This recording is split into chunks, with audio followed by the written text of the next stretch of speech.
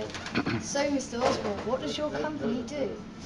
Right, my department, we will collect computer equipment, or people can deliver it to us. Yeah?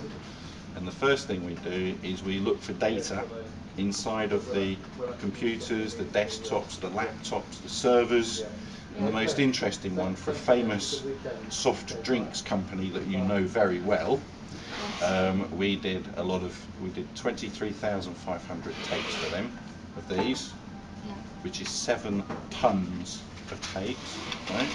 We also got rid of all of their equipment, and inside of a great big communications rack there was a hard disk sitting inside the communications rack that was very, very important. Had all the IP addresses for all of this big drinks company, which you know, but I can't say. So what we do, and even my guys, they found the disk and they pulled it out, because that would have been very dangerous. If it fell into the wrong hands. Absolutely correct. And the equipment that we use, I have a machine that's the first in the world that uses only office power.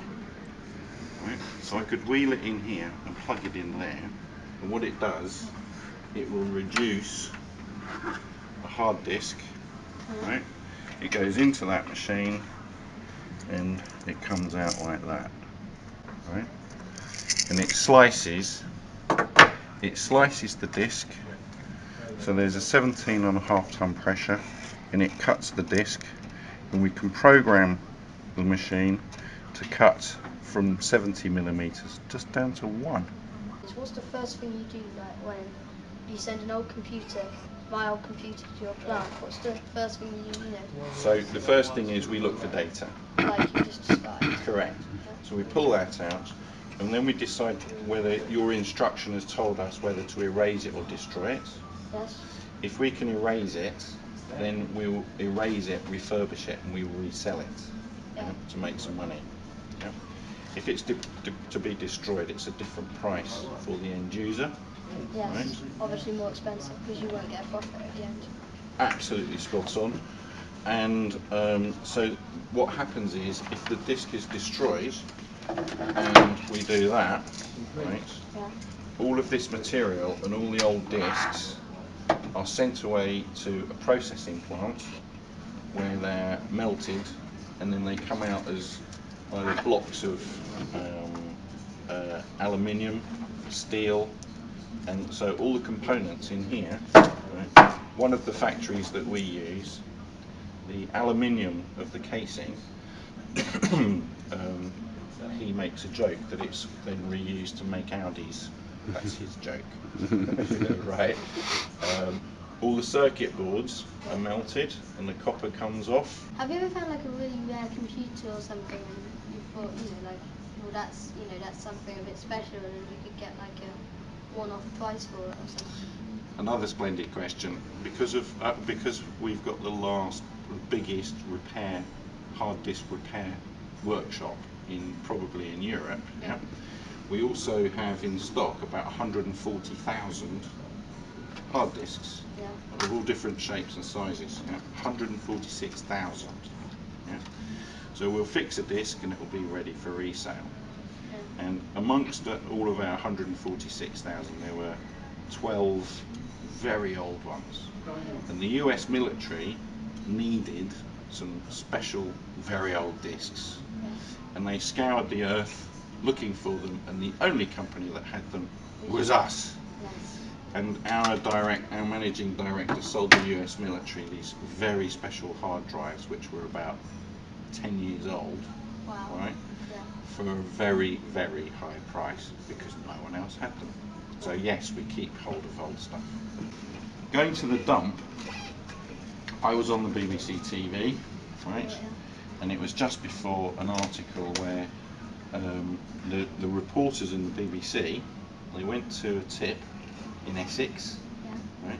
Some people took their computers down to the tip in Essex. They thought it would be safe, right?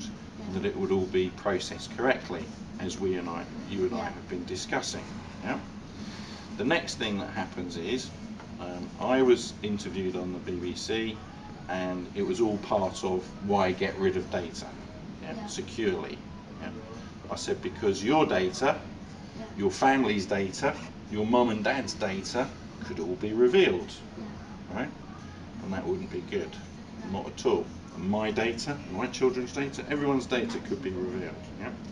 So what happened was these people took their PCs to the dump, and the next thing is the reporters have flown to Nigeria.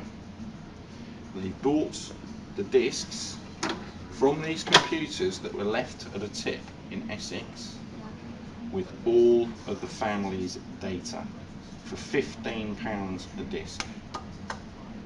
They then went back and knocked on the door of 3 people, right?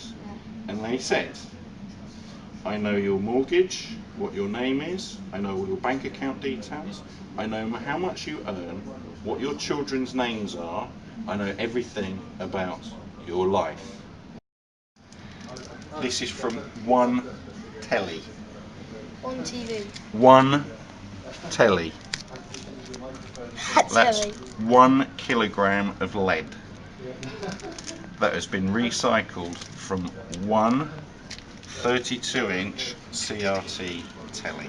That is the glass that's left from the screen. So the lead's been taken out of the screen, and the glass has been made into decorative balls. So that's from a monitor. That's from a monitor. Yeah. Look, that's the glass from an actual computer monitor. And so, what do you use these for? That's just for decoration. When you go into a shop or something, and you'll see that they've got funny balls and decorative stuff. Yeah. It's probably come from a processing plant that actually does old computer screens and tellies, so that everything's reused. And indeed, what I told you about this, CDs, DVDs and ID cards, I only found out about 8 weeks ago. This is now used for metaling into roads. Oh, right, So this is made to harden roads. We throw the old CRT machines, tellies, into a pit. The glass is broken, it sucks all the phosphor gas out of it, right? Then the glass is then broken, and it has a computer with laser guided blades, air blades. Oh yeah. And it spots leaded glass and unleaded glass. Yeah. And the laser guided air blades flick the glass into leaded and non-leaded tubes. Yeah. And then once the leaded glass is all gone into a sack, they then smelt it, and it comes out like that to be resold.